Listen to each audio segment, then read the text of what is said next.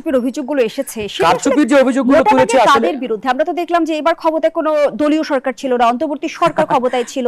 নির্বাচন কমিশনের বিরুদ্ধে কারচুপির অভিযোগ প্রশাসনের বিরুদ্ধে নাকি আসলে অন্তর্বর্তী সরকারের বিরুদ্ধে? না, একটা নির্বাচন আসলে কন্ডাক্ট করার দায়িত্বে যারা থাকেন, বিশেষ করে সরকার, সরকারের পরে নির্বাচন কমিশন, আইন শৃঙ্খলা বাহিনী এবং অন্যান্য যে আপনার এজেন্সিগুলো, সকলের সম্মিলিত প্রচেষ্টার মাধ্যমে কিন্তু একটা নির্বাচন সুষ্ঠুভাবে আমরা সম্পন্ন করি। সুতরাং এখানে এককভাবে কোনো একটা এজেন্সিকে, কোনো একটা অর্গানকে আপনি যদি দায়ী করতে চান বা তাকে বা তার উপরে দায় চাপিয়ে দেওয়ার চেষ্টা করেন, এটা আসলে বোধহয় সঠিক হবে না। সুতরাং এখানে একটা হলিস্টিক অর্গানিজমের মাধ্যমে কিন্তু এই নির্বাচনটি আমরা সম্পূর্ণ করেছি। তো এখন জামাত ইসলামের পক্ষ থেকে যে অভিযোগটি তোলা হয়েছে, এই অভিযোগ আসলে বিভিন্ন জায়গা থেকে রয়েছে। তো এই অভিযোগটি যদি আসলে খুব সিরিয়াস লেভেল থেকে হয়ে থাকে, জামাত যেহেতু এখন বিরোধী দল, প্রধান বিরোধী দল, সুতরাং জামাতের উচিত ছিল রাজপথে এটা নিয়ে মানে বড় কোনো আন্দোলনের ডাক দেওয়া। যেহেতু তারা বড় ধরনের কোনো মুভমেন্টে যায় নাই, তার মানে হয়তো ইঞ্জিনিয়ারিং হয়েছে, সেটা আসলে ম্যাসিভ লেভেল থেকে না বা ম্যাসিভ লেভেলে না। তো এই জায়গা থেকে হয়তো জামাত ইসলাম চিন্তা করে যে আমরা এই মুহূর্তে আসলে মাঠের রাজনীতিতে বা আন্দোলন সংগ্রামে নামবো কিনা। তো এটা আসলে জামাত ইসলামের পক্ষ থেকে ক্লিয়ার বক্তব্য পেলে আমরা আরো বিষয়টা নিয়ে আসলে কথা বলতে পারবো।